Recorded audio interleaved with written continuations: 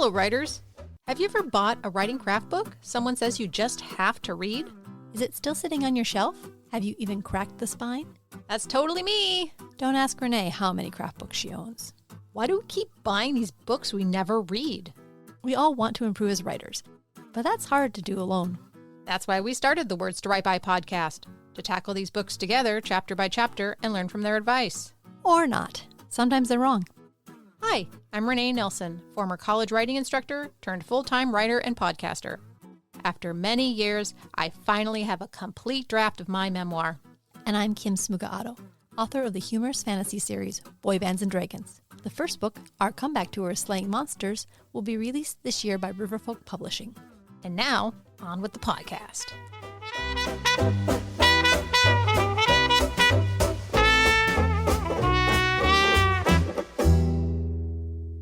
Hello, and welcome to another episode of Words to Write By. Before we get started, just want to throw it out there that every Wednesday we have a process group. So if you go to our website, wordstowritebypodcast.com, there'll be 2 posters that'll send you to our meetup page. One Wednesday, we'll do a process group where you show up and you hang out with other writers. And the other process group is really just you showing up and writing for 2 hours. I start with a little mini lesson from one of the writing craft books I have on my shelf, but that's about it. Only takes about 5-10 minutes. It's a good place to hang out. We had a lot of really nice people there. The process group can be really good if there's something that's been bothering you or some aspect of your writing that you want to discuss, not the specifics of what you've written, but like all the stuff around it that, you know, your friends and family are tired of hearing you talk about. Yeah, but we're here for you, dear listener. And that's on Wednesdays. If you're not sure which process group we're having, just show up. Yep. Same link. And also, if you go to that webpage, you'll notice up in the corner in the menu bar is a tip jar link. And we've set that up if you want to contribute to our podcast and help pay for some of our equipment and fees associated with the various services that we use. So we really appreciate it. We obviously don't have any corporate sponsors. Christopher Vogler is not paying us to review and go through his craft book. So it's all and neither is Peter S. Beagle. Nope. Or anybody else we talk about on the podcast. Okay. And with that, on to the writer's journey. Last week, we covered the first archetype, the hero, and it got a whole podcast all to itself because it was so in-depth. And we're going to do the same thing this week with the mentor because it's a pretty big archetype. Well, it's a big archetype, and also it comes back, it's actually a step in the journey. It's both, so. Right. And if you want a comprehensive summary of the journey, you could go to the website and get our Writer's Journey study guide. And I used The Hobbit as examples to fulfill the plot formula that Vogler lays out for you. So you can go to the website and get that. And everyone knows who the mentor in The Hobbit is. It's Gandalf. It's Gandalf. He's disturber of the peace. He is the archetype of the archetype. He is definitely an archetype of the archetype. He is the Merlin. Yes. And Merlin was a mentor. Yes, as according to this. So if you turn to this chapter, this is what Vogler has to say. This archetype is expressed in all those characters who teach and protect heroes and give them gifts. Whether it's God walking with Adam in the Garden of Eden, Merlin guiding King Arthur, the fairy godmother helping Cinderella, or a veteran sergeant giving advice to a rookie cop, the relationship between the hero and the mentor is one of the richest sources of entertainment in literature and film. It's a pretty high bar. Yeah. God. Yeah, that's a bit much, but yeah, I can see this. It is a big thing because I think this is one archetype that everybody truly can identify with because most people have had some type of mentor in their life or they themselves were a mentor or both.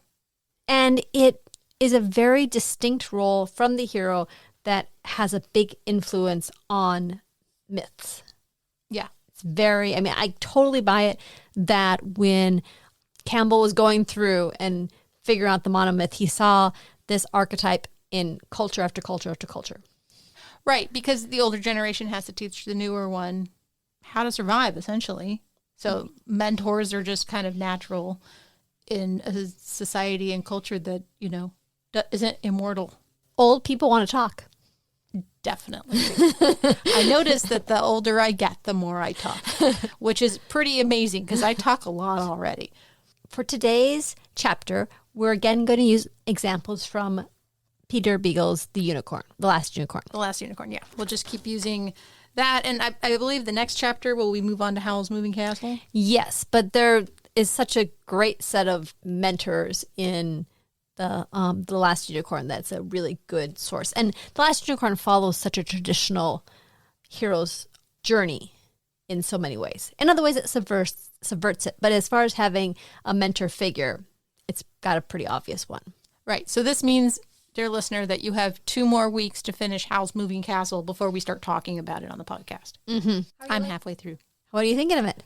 It is really interesting and fascinating. The storytelling is unique. The way it's told is different and not something I see all the time.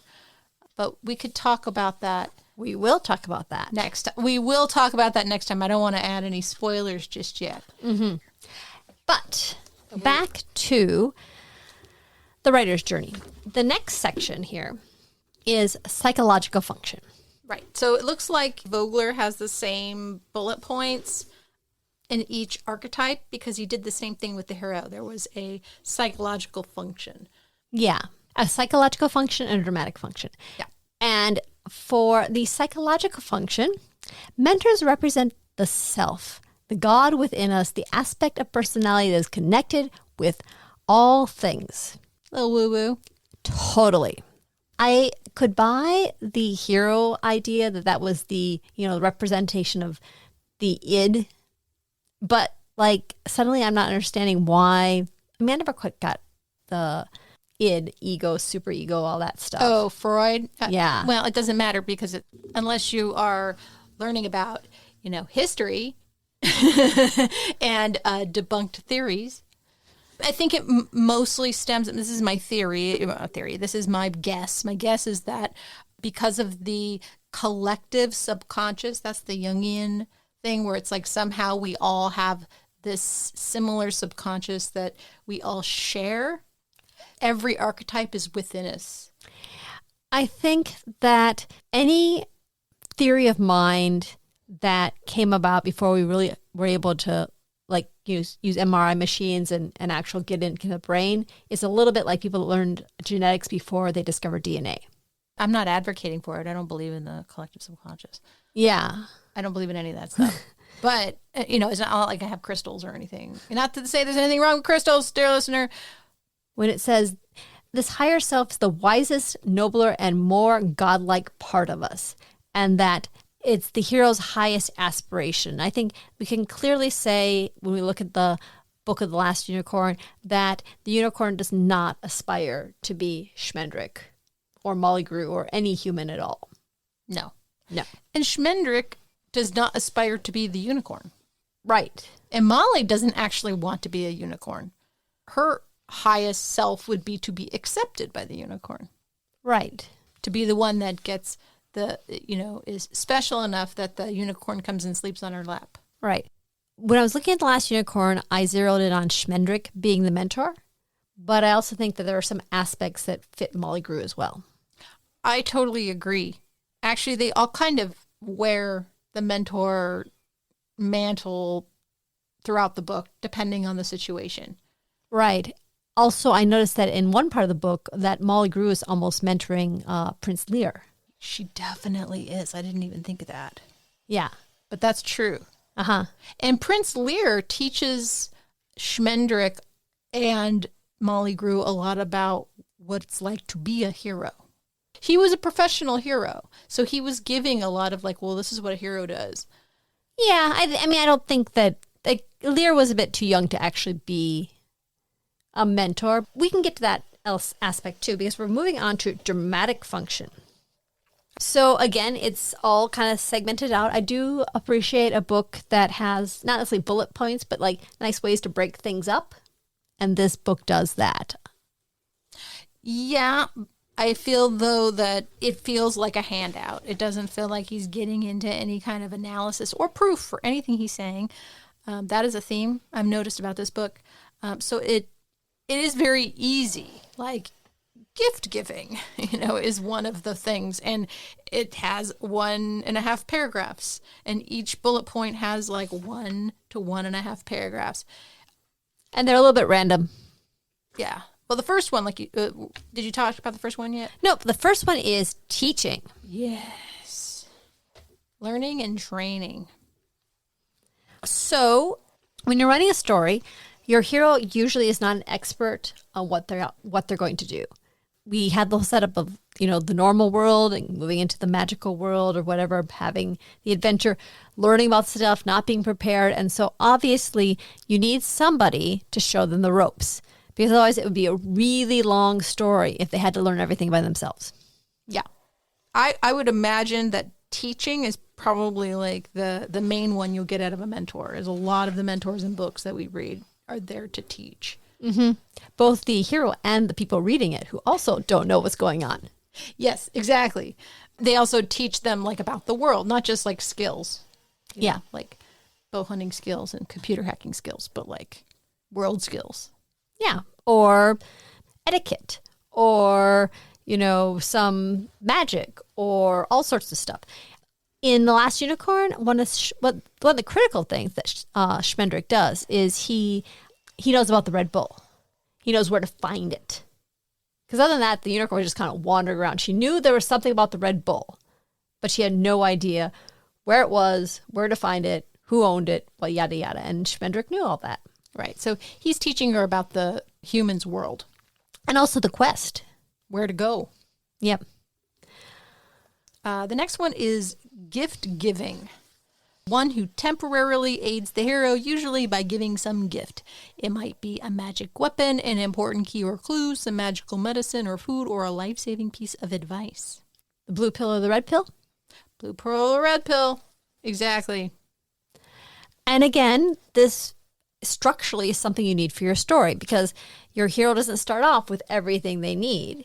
They've got to get somewhere, and it can be really convenient for either someone to show up and give it to them or just point them that way to get this particular item. Right. So I guess for the unicorn, it was knowledge from Schmendrick. That, but also Schmendrick turned her into a human. That was a gift? It ended up being a gift. First of all, it saved her life. True that. And if she hadn't been as a human, she would not have been able to get into the palace. She would not have been able to figure out where the unicorns were. She would not have had the connection to Lear. I keep forgetting about the beginning of the book. She was first captured. Right. By Mommy Fortuna. Mm-hmm. Like a low-level witch or mid-level witch. Hedge witch. A hedge witch? Hedge witch. Which a heads witch? Hedge witch. Hedge witch. Yep. Okay. What does that mean? It's all over the place in certain types of fantasy. Dinah and Jones loves using that phrase. Right, but what are they as opposed to a regular witch? It's a DIY witch. Do-it-yourself witch? Yeah. Oh, okay, nice. Nice. So she's like a maker. Yeah, she's kind of out and doing it on her own. Selling and not shit on Etsy. Yeah. Nice. Okay, cool. So she's a hedge witch. Yes. And she did capture a harpy, which, was a really bad idea. But she really wanted to do it because it made her feel special for doing that. And then she caught the unicorn, but Schmendrick gives the unicorn a gift. He sets her free. Yep. Almost kills her first, but then he sets her free. Right. Another example in The Last Unicorn for Molly Grew is that she gives advice and knowledge to Prince Lear on how to woo the unicorn when she's in human form. Yeah. Well, one more example, Lord of the Rings. I was thinking of the Elven Queen in the Wood, Galadriel. And yeah. She gives every person in the quest some kind of gift, either to help them on the quest or because she wanted to get rid of it, like pieces of her hair, and gave it to the dwarf. Right. There was the light of, I forget what it's called, but that thing that Sam and Bilbo used to like fight off the spiders. If you're ever writing your story and you get to a certain point, you can't figure out how the heck the heroes get themselves out of this particular mess, you can always go back to an earlier stage and have the mentor give them something. It's kind of the Chekhov gun effect, right? If you got a gun, make sure it goes off. If the mentor gives you something, there'll be some circumstance where you use it. It's like a MacGuffin that gets planted really early on. Yeah. Cool. All right, I think we're good with the gift giving, right? Mm-hmm. Now's the point where it kind of goes, his bullet points kind of zoom off. He's got gifts in mythology and Perseus for some reason. Yeah, I don't know why those are even their own things in here. We're going to skip them because I totally get it that this happens in mythology, but we're looking at use in story, so... Right, and also the mythology he uses is, Greek and Roman and... He also says here, gifts should be earned. Again, we're zipping around, but it is a good point. A gift can become, as you say, just a MacGuffin if there's nothing else to it than just passing it out and then using it 8 chapters later. Yeah. He says, but a gift should be earned. Donor characters give magical presents to heroes, but usually only after the heroes have passed a test of some kind. Mm-hmm. Right? So you're not going to find that sword in the game. It'll be way too expensive. You can't even own the sword yet. But after you get, some quests under your belt and you start making lots of money, then you can go and buy it. Or you can access that quest. It feels really video game-like. Another way of looking at this, if you've ever DM'd a Dungeons & Dragons game, not to give your characters, not to give your players the really good stuff right away. Otherwise, it ruins all your fighting scenes and all that. So you wait till they've leveled up a little bit before they can get the good weapons. Did anybody earn a gift in The Last Unicorn? So I really think the gift was being turned into a human, and it was actually something she didn't want. The next section we have the mentor as inventor. Mentors function as scientists or inventor whose gifts are his devices, designs, or inventions. This doesn't feel that much different than anything else. This is going to be included with the other aspects, right? Yeah, there's nothing really interesting yet in this. I think the types of mentors are more interesting than their functions. Like, it's just a type of mentor. Mentor as inventor, sure. Like, I thought of Back to the Future. Right. It's like, yeah, okay, cool. But does it match The Last Unicorn at all? Well, it's fantasy, but a wizard is kind of a scientist / inventor. That's true. He doesn't really... it's all spells. He doesn't, mix anything, and... he doesn't invent anything. Schmendrick's most powerful magic happens when he basically tells the magic to do what it wants to do. And he's just sort of a vessel that it passes through. He's not inventing spells. But, sci-fi. If you're writing sci-fi, this could definitely be a character. In fact, if you listen to the workshop episode that preceded the one we're doing now, I talk about the book I was going to write. And... I'm sure there's definitely going to have to be mentors as inventors because it's a sci-fi book. Yep. Okay. Moving right along. The hero's conscience. I thought this was Molly Grew. She really checks Schmendrick on that gift you say he gave the unicorn. She's constantly like, why are you doing it this way? Or why are you doing that? Or Schmendrick wasn't doing anything. And she was like, Schmendrick, do something. She's going to die, Is she being mentoring to the unicorn, or is she being a mentor to Schmendrick?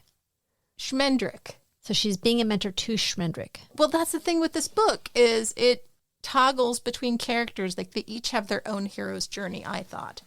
Each of the characters has their own storyline, their own sets of wants and desires. And so they do all basically fall into being the hero of their own little small narrative. And therefore, they also fulfill the role of mentoring in various permutations. As we see all these connections, we see all the examples of this person is a mentor and this person is a mentor. I'd like to get back to that when we start talking about the different types of mentors. So you have Gandalf, who is obviously a mentor, but the further you move away from a more traditional myth or very standard fantasy, the less clear who the mentor is or why you should have a single mentor or identify someone to only be a mentor. So are we going to pretty much say, because we did this in the show notes, that the unicorn is the hero and we're sticking to the unicorn being the hero of The Last Unicorn, and we should only talk about characters in relation to how they're functioning with the unicorn's hero tale. I think we can also pull out Lear, because Lear also was a bit of a hero there. But I think the hero's journey loses power when we decide that every single character in a book is their own hero with their own storyline. Okay, but I just thought it was unique to The Last Unicorn, that all the characters were so strong and they were all doing their own thing that seemed like their own quest. And I thought that was like kind of a meta hero story. Like the Peter S. Beagle was playing off of the hero's journey by doing that, like intentionally. Well, I definitely know in my own stories, it feels like there's multiple heroes. There's multiple storylines. Right. I think modern storytelling really likes to have multiple characters, especially when you start writing in the close third person or first person, when you have a story with multiple POVs. You end up with a lot of individual hero journey. So, okay, then what I'm trying to say is, okay, the parameters we're looking for, the parameters for me to like rein me in is I should only think of the unicorn as the hero and not shared by other people in the book, and, you know, think only of other characters in relation to helping the unicorn on their quest. I think so, yeah. For this discussion. I think so, yeah. Okay, so the hero's conscience. How is Schmendrick being a conscience to the unicorn? Schmendrick definitely has a lot to say about how this person is, or how this... He's got a lot of theorizing. Do you have an example? Well, he has a lot to say about, like, why the unicorn has to be a human at some point, or why she has to become a unicorn again. I do remember with Prince Lear, I'm breaking my rule already, but with Prince Lear, in the very end, Schmendrick takes on the mentor mantle right away and starts telling the hero what the hero needs to do, because now it's Prince Lear. Yeah, and he's kind of at a loss. Right. Like he's basically wants to give up the kingdom and just spend the entire rest of his life traveling the world looking for the unicorn. Yeah. But then Schmendrick's like, no, you are now the king. And you have to repair the land. He definitely had that role when Lear meets his biological father, and he's in that town, and he's witnessing all the citizens of the town, and Schmendrick says, no, you can't abandon these people. You need to be their king too. Didn't Prince Lear rely... So if you have not read the book, there is this part in the book, it's not in the movie, where the unicorn has been set free. She goes and does her own thing. Castle crashes to the ground, and Prince Lear is there with Molly and Schmendrick, and Schmendrick's like, okay, well, you have to be the king now, Prince Lear. And like Kim said, he's like, no, I want to go find the unicorn. It's like, no. You got shit to do, bro. So they go traveling together, and they go through the wasted land. And again, this is not in the movie, but there's a village that they happened upon before they even got to the castle. That village was cursed, just like the castle was, by this evil witch. And that's where Prince Lear came from. And he encounters his father, his actual father, because he's not the king's son. The father was being kind of a jerk, going, well, you can at least, give me a little bit of credit now that you're the king. And it was kind of like me abandoning you. Best thing ever. Right. Like, you should be thanking me, Oedipus. Pretty much, yeah, dude, yeah. Oh my God, yeah, the gall. And then Prince Lear turns to Schmendrick and says, was I unreasonable in telling him to F off? So he's already relying on Schmendrick for how to react to his own, father, and to get, advice, Yeah. Schmendrick definitely falls in the category of the old person likes to give advice. Yeah, he's very comfortable in his leveled up wizard role now. The setup is that he's much older than he looks. He was not going to age until he finally figured out how to do magic properly. How old do you think he was? Do you think he lived lifetimes? I think he'd lived probably over 100 years, but maybe not more than that. Yeah, but now he's going to age. Yep. Do you think he reverted to the age he should have been, or he's just going to age from there? I think he's an age from there. Okay, so he got an extra life. Yeah. Nice. Yeah. Okay, then there is motivation. So I think conscious motivation and learning all kind of fall together. It's always a mix of stuff. You never have someone that just gives information or just gives this is how morally you should be, or this is how to be motivated to do something. They're kind of all mixed together. You don't just give the gift out of nowhere and be like, here you go, have this thing. Maybe sometimes that's happened before, but usually, yes, it's earned, but also the mentor is there to motivate and to be the conscience.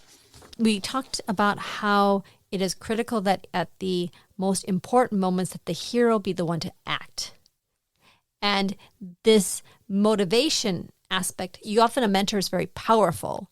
And so part of what keeps them from jumping in and fixing everything is that their role is to motivate the hero, not to go fix everything themselves. Right. So when you're writing a story, you create a mentor and you give them all these amazing abilities, you should come up with some reason why they're bothering to have the hero do everything as opposed to doing it themselves. Right. Like in Lord of the Rings, Gandalf cannot touch that ring. He can't do it. I mean, you'd think he could, but he can't because it's so powerful. In his hands, it would be really, really bad. Right. So he can't actually touch the ring. So that's why Frodo has to do it. Mm-hmm. This is actually an important thing when you're designing your story, is how to come up with a mentor or a figure that helps your hero, but at the same time still doesn't get in the way of the actual adventure when that comes. They can't be a helicopter parent. Yep. Maybe just have to kill them off. That happens often. Yeah. I was just, movie, but I was just watching the newest Planet of the Apes. Definitely follows a hero's journey. And they've got this orangutan or kind of, I forget what kind of monkey or what kind of primate it is, but he's definitely a mentor. And they kill him off. And it even says planting a I called it a MacGuffin. You plant information or a prop. So that's what a mentor can kind of do. That feels a little bit like cheap. I feel like I would notice that in a book and it would annoy me, but maybe not. When it's done well, you don't notice it. When it's done well, it's mixed in with some other interesting scene and it's just something that's dropped in or something that's noticed or whatever. And it comes back later and it's like, oh my goodness, it was so well done. But usually, if you're going to have your mentor plant some information, go over it a few times to really make sure it's subtle. So it's not so blindingly obvious that, oh, he got a car. I guess there's going to be a car chase scene later on. Right. I mean, you've all had that experience, right? You're watching a movie and you see somebody get a thing and you're like, well, that's coming back later. And it is. And it's like, okay, that was predictable. So yeah, try not to make it so predictable. Then this one is really bizarre. Sexual initiation. Okay. Because it was written by a man for Hollywood. Yeah. And really, he starts talking about, in India, they speak of the Shakti, a sexual initiator. So it's like, he should just say sexual initiation. And I wanted to make sure this didn't follow just a bunch of Western ideals from criticism I got. So I'll throw something in there about Asians. Right? He says, seducers and thieves of innocence teach heroes lessons the hard way. This is weird. We're moving in the territory of non-healthy mentor, because honestly, a mentor does have a certain amount of position of power. And if you're creating a mentor character, and then I think this may be read a lot better 20 years ago. Yeah. I don't know. It is weird. But I will say that this might actually be helpful for romance novelists. Yeah, well, we haven't gotten to the point of how the hero's journey works for romance. I'm hoping if this idea is important, it comes up later in the book, I'm hoping it's given more space because this is 2 paragraphs. And I really don't think that it conveys the information he wants it to convey. And there's not enough information for us to discuss it. So let's just push this aside. Nothing to see here. Move along. These aren't the droids you're looking for. You don't have to imagine any /Gandalf Bilbo fan fiction right now. Oh, God, no. Don't put that in my head. Stop. Oh, my God. Oh, but wait. I'll stop. No, there's a whole bunch of stuff here, and we're both a little red. If we're going to discuss this, I want to have time to prepare for it and find some good books as examples. Okay. All right. Types of mentor. I think overall, for dramatic function, that Schmendrick or Molly Grew are good examples for the mentor. a little bit, like not perfect examples, but pretty good for most of these things. They take turns. So in the book. we're going to go through the types of mentors. We'll identify what kind of mentor Schmendrick and Molly Grew are, and any other examples to illustrate these types. Okay. So it says that mentors can be willing or unwilling, kind of like the hero when they refuse the quest, but then go on it anyway. Yeah, there's talkative old people that just want to give you advice, and there's the non-talkative old people that it takes a while for the hero to actually get something out of them. Yeah. They don't want to help anybody. They've probably killed their previous hero in the past, and they're a little worried that they might do it again or whatever. They have some tragic story, right? Yeah, they don't want to get involved. They're done getting involved. Oh, right. And that leads us to the dark mentor. This one's interesting because they're villain-like. They're decoy, and they lure the hero into danger. Rather than motivating the hero like a true mentor, the agent becomes an obstacle to the hero's path. This is psychologically true to life, for often we must overcome or outgrow the energy of our best teachers in order to move on to the next stage of development. I mean, this is a very common story motif in Oliver Twist. They've got the pickpocket guy that's in charge of all the kids. Right. And, he is a mentor, but Oliver Twist has to outgrow him. I forget the name. I have not read it in such a long time. But that's the setup, right? Right. The mentor is someone that helps your hero at an early stage, but over time is selfish or not truly noble enough and stands in the hero's way. That is not the case in The Last Unicorn. No. Then there's fallen mentors. Some mentors will still be on a hero's journey of their own. This does fit Schmendrick because Schmendrick was on a journey to discover how to properly use magic. Then in The Last Unicorn, it's written in such a way that Schmendrick succeeds in the same dramatic climax as the unicorn does. They each get something out of it and move to the next stage of their journeys. It's like the later stage of somebody else's journey, but it took a really long time because now they're old. Yeah. It's kind of like quid pro quo. Like, oh man, I'll help you fulfill your final hero's journey, Mr. or Miss Mentor, if you help me as the hero do the thing that I'm trying to do. The other thing about a fallen mentor is they make mistakes. Schmendrick gets drunk quite a few times. I was about to say, I would imagine a lot of these fallen mentors are like alcoholics. Like they got really bitter at some point and they never finished their quest and they're just kind of like... If you want to make somebody be a certain level incompetent, you make them a drunk because once the alcohol's out of their system, they can do amazing stuff again. Oh, that's true. Yeah. If you cause them to have been blinded or some more major thing that prevents them from doing stuff, then they have a harder time rising to the occasion. If you're going to have a fallen mentor that you want to have redeemed and have heroic elements of their own story, you have to figure out some way to get them out of that particular funk. Right. Again, there's that Haymitch guy from Hunger Games. Hunger Games. Yeah. He's in my head. I'm thinking of it. It's very much him because he was literally drunk. Also, Wolverine. But that's movies. Comic books. Yeah. But that's part of his thing. And in fact, okay, so are role-playing games up for grabs or no? Are they as bad as movies? They're their own thing. If you think you can make it work, go for it. Okay, so back in the day, I used to play Star Wars second edition. This is like really old. This is back when they still used D6. And is actually, I think, the best system. You could tailor it to any story you wanted. It didn't have to be Star Wars. But there is a hero template called a failed Jedi. And the failed Jedi was somebody who didn't complete their training. They kind of fell from grace. They're usually addicted to something. They're really kind of dark. They can do light level Jedi mind tricks. Yeah, they can do some Jedi stuff, but not a lot. And, you have a second chance now.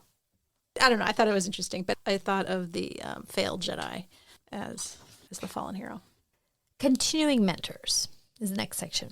Mentors are useful for giving assignments and setting stories and emotions. Yep. especially if your character is in a particular society or particular organization.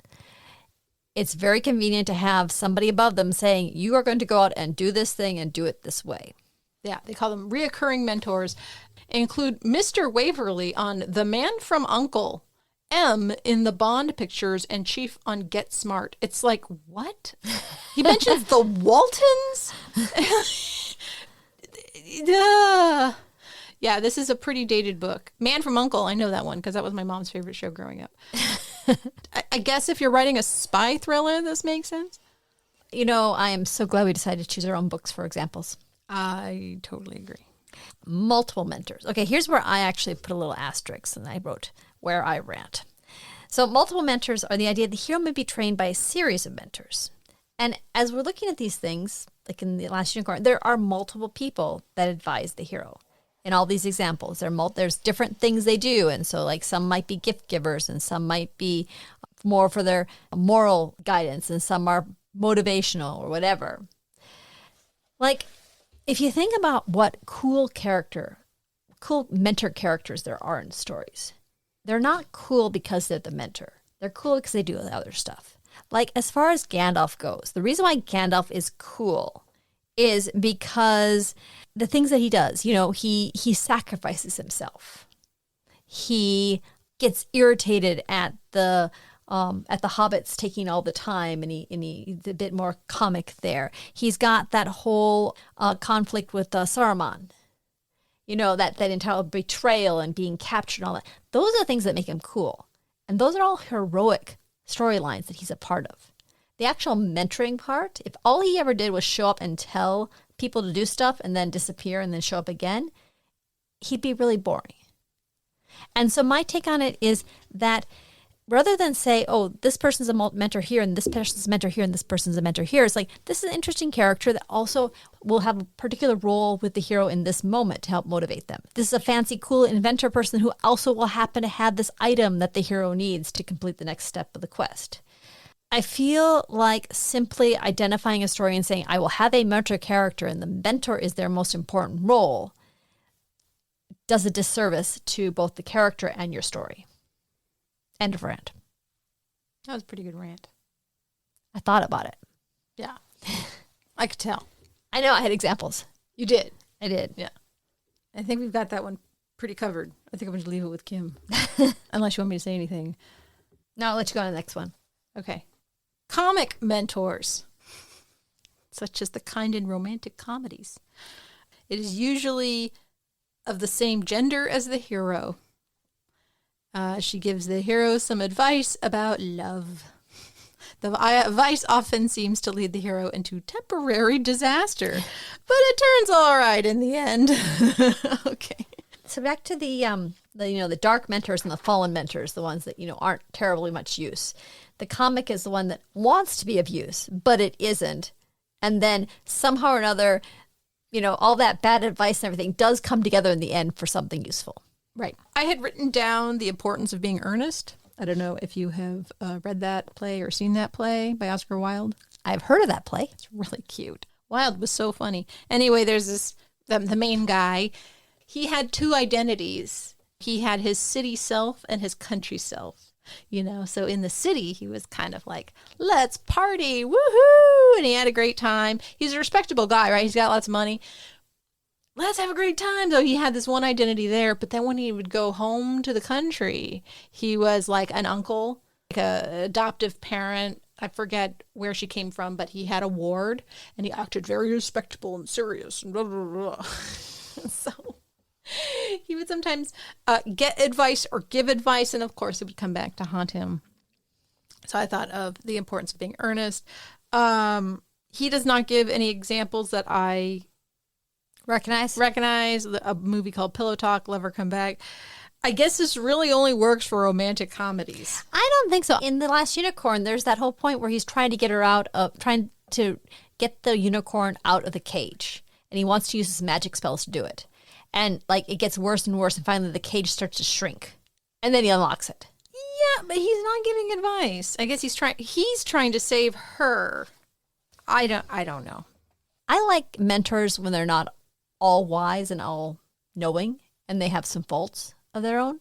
Not necessarily being quite as smart as they think they are is not bad. Yeah. Anyway, that's what I came up with. There wasn't much else to say. I don't watch a lot of romantic comedies. I don't know. Do we see them often in fantasy or sci-fi? I can't think of anything off the top of my head. Yeah, I usually think of comic mentors as like a Disney film. Definitely in children's stories. Much more likely to have a comic mentor. Yeah. Cat in the Hat. Is Cat in the Hat a mentor? Yeah, but that would be like a dark mentor. Oh, you're right. You see what that dark mentor. Oh, yeah. That's a good example of the dark mentor. Yes. What about Willy Wonka? I mean, I think if you're going to have a comic mentor, they have to be doing stuff that doesn't work. It's different than them just being funny and witty. Mm-hmm. It's actually a bumbling aspect to them. Schmendrick was bumbling. Yeah. Definitely. All right. Well, I think we can move on. What do you think? Yep, let's go on for it. Mentor as shaman. Shaman. A Vision for a quest. Blah, blah, blah, blah. It's often the function of a mentor to help the hero seek a guiding vision for a quest to another world. That sounds more serious than most stuff I like to read.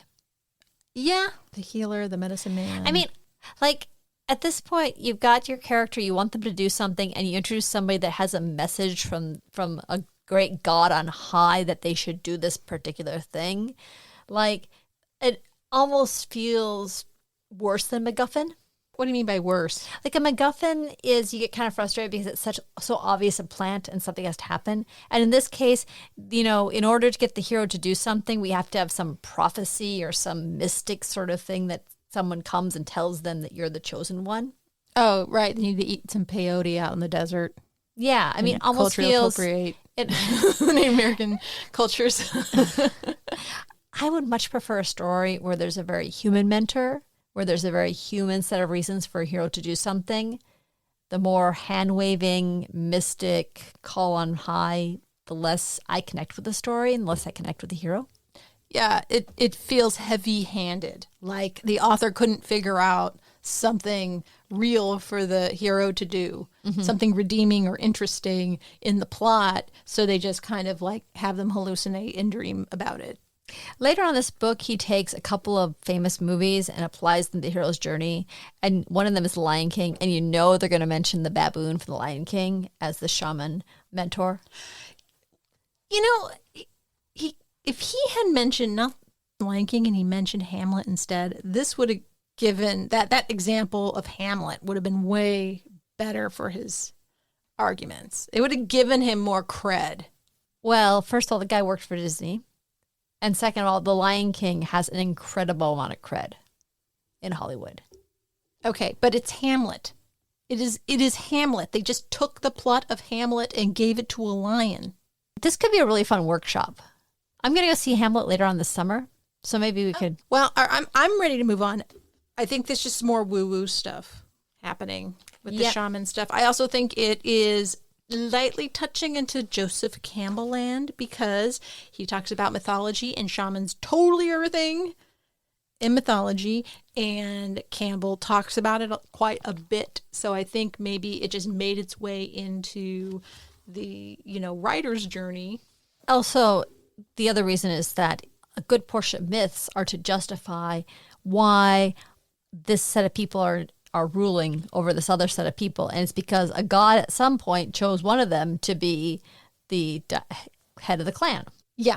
Why someone's the king. Yes. Why someone's in charge, or why some group of people are better than some other group of people. Right. And they get all the resources or something. Yeah. Because, some shaman channeled some god to say, you're the one. Sure. Yeah. Let's go to the next one. Flexibility of the mentor archetype. Well, this seems to just go back to what I was complaining about before in this episode. It says, like other archetypes, the mentor or donor is not a rigid character type, but rather a function, a job which several different characters might perform in the course of a story.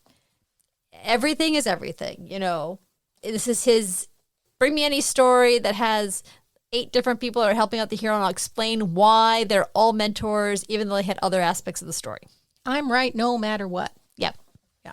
Again, I get that kind of like QVC act now, 3 payments of 1995 kind of. It'll dice, it'll chop, it'll do all the things, whether you want it to or not. This is really useful stuff when you're plotting a story, especially for someone that is inexperienced, to figure out how to make things work together. And different people have different talents when it comes to writing. Some people are beautiful wordsmiths. Some people have wonderful descriptions. Some people have amazing dialogue. Some people can just do plot. But if you're amazing with your writing and your descriptions, and you just can't figure out how to get your story going anywhere, this could be a really useful guide to say, oh, the reason why I'm on page 120 and nothing's happened is because my main characters have been wandering around. If I have someone show up on page 15 and start pointing them in the right direction, I can get the story moving. A mentor is a really useful plot device to get the hero moving, and it's useful to have. But a lot of people just put them in automatically. People that are good at plot know that you have to give advice to the hero at some point. You have to move them along. Right. But there's good ways and bad ways to do anything. You can follow this and make a really, really good story. You could follow this and write a really bad story. I'm just saying. I was just agreeing with you.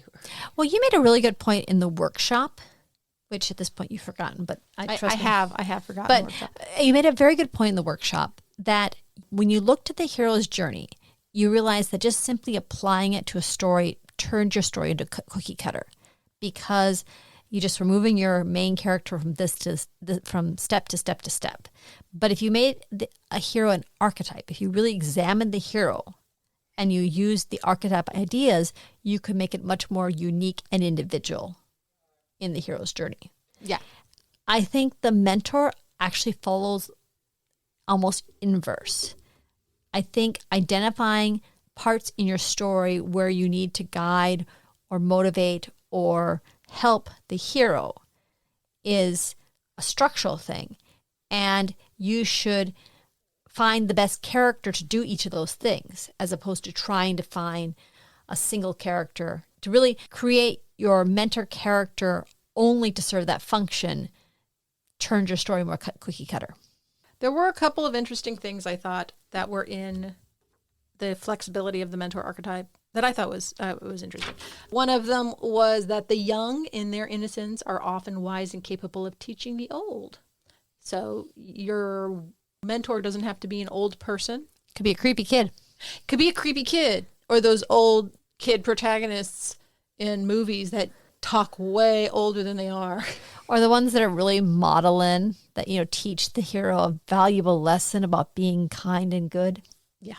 Yeah, definitely. The most foolish person in a story might be the one we learn from the most. Sure.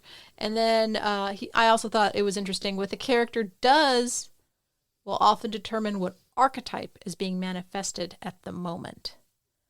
So it's not necessarily the characteristics. It's not the wizard's hat. It's not necessarily even the magic that they have, but it's what they're doing in relation to the plot. I thought those two were cool. Okay, and then the last two, inner mentors. Yeah, so this is the point where basically someone comes to Christopher Vogler and says, look, this story here, it has no mentors whatsoever. And he says, oh, but the hero has a code they live by. It's like an internal mentor that's always there. Right. Head exploded. Yeah, like a formula living in their head of ways to act. Yes, a code of ethics. 3 laws of robotics. The 3 laws of robotics. Totally. Now that's a cool plot device. Anyway, yes. And then the very last one is the placement of mentors. They can show up anytime to offer aid. I wrote down very MacGuffin. Very MacGuffin. Mentors by default are MacGuffins. They are. But they're also a plot device later, like a plot point. Right. But they could be really cool characters that do stuff that you need, that need to step in at a certain point and do these things. And that works. Right. Well, I think one nice thing about the mentor is it draws attention to how flawed a hero could be. You're showing how a hero is not prepared. which in some ways you're showing the flaws of the hero and they should have a flaw. So the nice thing about a mentor is it actually helps, fulfill an interesting facet of a hero that makes a good character. You can have a real screw up that becomes a hero. And part of the way you make that believable is you have some mentors along the way to help them out. Yeah. I am currently reading a book that has a hero or a mentor and a hero very much like that. I think it's Light from Uncommon Stars by Rika Aoki. Okay. And it's about a protagonist who is trans and been kicked out of their home, and they have learned how to play violin on their own through YouTube videos and stuff like that. And so they're self-taught. And then there is another character who is the mentor, and she is this ancient violin instructor who is a musician once herself, but she had sold her soul to the devil in order to play really well. And part of her deal was that she had, in order for her to be able to have access to her music again, she had to find like 6 or 7 souls of other violinists to sell to hell. Okay, that's cool. Yeah, there's also a sci-fi element, which is really interesting. Like, I really dig in the mix of mixing this sci-fi and fantasy stuff. There's a lot of flaws in this book in terms of storytelling, but I like the premise and I like that stuff. And it's a super cool character besides also being a mentor. Yeah. So she's cool, and the protagonist is pretty cool. Her motivations are a little bit iffy. There's tension, there's all that stuff. And you've got this mentor who is a dark mentor in the end, of course, but she's like so good at what she does. Like, she is the best. Like, everybody calls her the queen of hell, but they all want her actually to teach them, even though they know they probably have to sell their soul to do it. And then the protagonist, they are so self-taught, and like they're not like any other person that this mentor has taught before. And they play like video game music on YouTube and all this other stuff. And so it's drawing attention to this person who is so good, is drawing attention to just how, I don't want to say it's not bad, but this person is untrained and flawed in that sense. Anyway, so that's a book you guys can listen to if you want, or read or eat. So, mentors. Let's wrap it up. Do you feel like reading this chapter is going to help you better when you're writing your book? When you write your fiction book? I think so, a little bit, because, well, it won't help me in the sense that, there's this one bullet point that says the hero as inventor, which would be really helpful, but there's no how to do it or what particularly makes them different than any other type of mentor. It's just a bullet point, and it's really kind of annoying. So that's not helpful. But my character goes through so many changes throughout the book and so many eras, and he is always in relationship with other scientists. And so it would be helpful for me to go, I'll just make him the dark hero, the dark mentor in this chapter. And in this chapter, he can be the conscience, so he can take on different hats, and also the other scientists can take on different hats for the monster. What I found was useful for this chapter is I have had people that have tried to tell me about how the hero's journey is used in their piece, and they bring out the mentor character. I've never terribly cared for the mentor character, and now I have a good set of reasons for why I don't care for the mentor. Oh, archetype. Interesting. Well, as I've mentioned, all these stuff I've been talking about in this. Oh. Like, it was really nice sometimes to read something you disagree with, because it forces you to form a coherent argument against. And this chapter has allowed me to do that. Okay. So you're just like anti-mentor. I think a person that is having a hard time writing the story and decides that they're going to do a mentor character and only have them be a mentor character and justify the fact that they're not doing other stuff because, well, this person's the mentor, is doing a disservice to their story. I would agree. But doing any of these archetypes that way, nobody should just throw in a character because the book says you should. I thought the hero archetype we went through that was a bit more nuanced. But there's always a protagonist in a story. That's true. Always, always, always. That is the one you need. Yeah, that's the one that's kind of self-evident. Okay.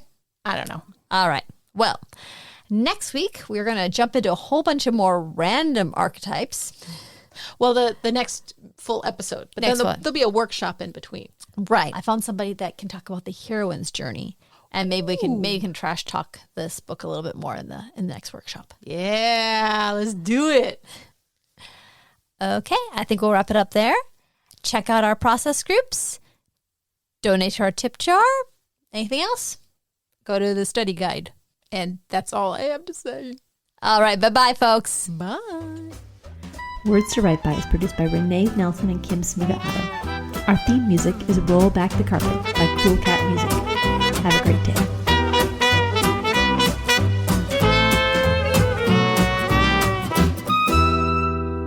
I mean, there's that BDSM stuff, not to say we need to get into that conversation, but like I never read it or saw the movie, but Shades of Grey. Oh, you know, it was a great movie. Secretary. Have you seen it?